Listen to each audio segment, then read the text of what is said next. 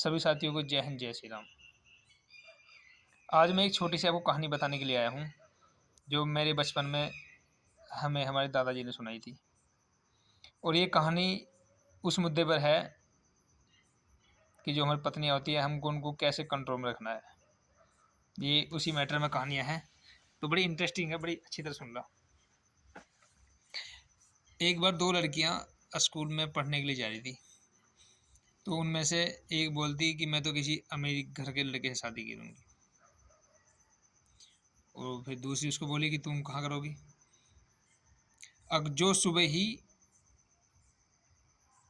मेरे हाथों से 5 जूते खाएगा मैं उससे करूँगी, अदरवाइज मैं पूरी ज़िंदगी कंवारी ले लूँगी, शादी नहीं करूँगी।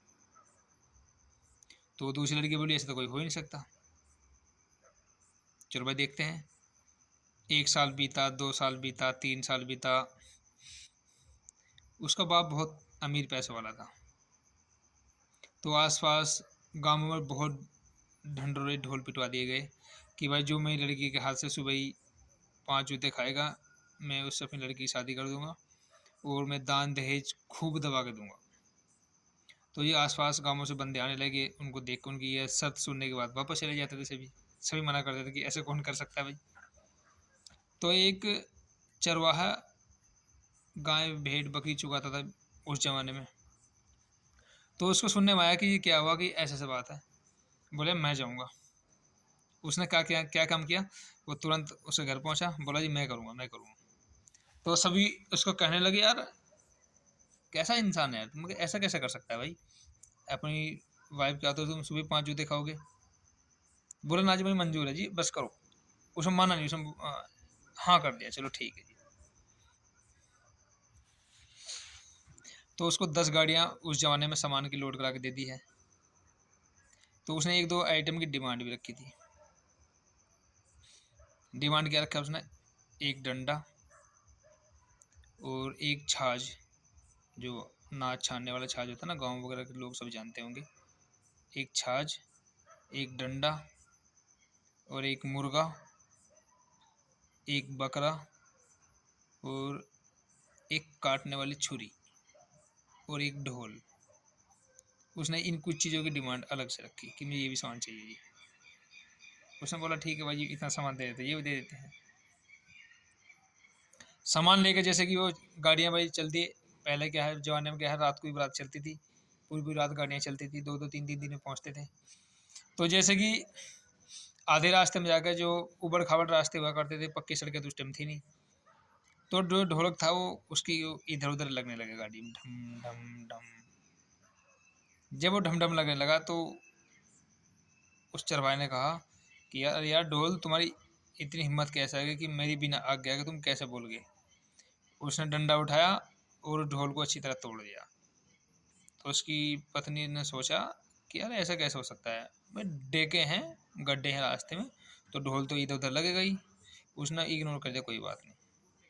और थोड़ा आगे चले तो जो छाछ था नाच फटकने वाला, तो उसको उसने ऊपर बांध रखा था। तो जैसे हवा चली वो ऐसे फर फर फर फर होने लगा जी। उसने डंडा उठाया, उस छाछ को तोड़ दिया उसके सामने ही। तो उसने बोला यार ये आदमी कुछ पागल है क्या भाई, हवा चलेगी छाछ तो हिलेगा ही। कोई नहीं, वो कुछ नहीं बोली, वो देखती रही। थोड़ा आगे चलने के बाद जैसे कि सुबह सुबह 4 बज जाते हैं, तो मुर्गा तो बोलता है, पहले जो है मुर्गे ही बोलते थे, अलार्म तो कोई होते नहीं थे। तो उन्होंने क्या काम किया, छुरी उठाई और मुर्गे की जो नाड़ थी वो काट दी और दोनों पैर उसके फाड़ के इधर उधर फेंक दिया। तो उस लड़की ने सोचा यार ये तो कसाई मिल गया मेरे भाई, गलत जगह फंस गई। एक्चुअली उस बंदे ने उनको कुछ नहीं बोला, उस लेडीज के हाथ में लगाया उसने। कोई नहीं, और थोड़ा आगे चले तो गांव में जैसे घुसने के बाद भेड़ बकरी बकरे मैं बोलते हैं, तो ऐसे ही उस बकरे ने गांव में घुसते ही बोला मैं किया। तो उसने वही छुरी ली और उसको मार के वहीं डाल दिया। तो उस लेडी ने सोचा यार ये तो आदमी मुझे बहुत पागल मिल गया, जीवन कैसे कटेगा, बहुत बेकार आदमी है। तो जैसे कि उसके घर के सामने वो गाड़ी रोकी, और रोकने के बाद तो जिसने उसने गाड़ी घर के सामने रोकी, रोकने के बाद उसको उसकी जो लेडी जो होती है घर में, बोला कि जल्दी आ जाओ। तो वो लेडी बोली मैं इनके बिना आज्ञा के नीचे नहीं उतरूंगी। मतलब देखो कुछ नहीं बोला उसने। तो वो आदमी बोला कि तुम्हारे पैरों में मेहंदी लग रही है क्या, नीचे उतर जाओ भाई। तो नीचे उतर गई वो आराम से फर्स्ट क्लास जो रीति रिवाज उस जमाने में होते हैं वो सभी किए।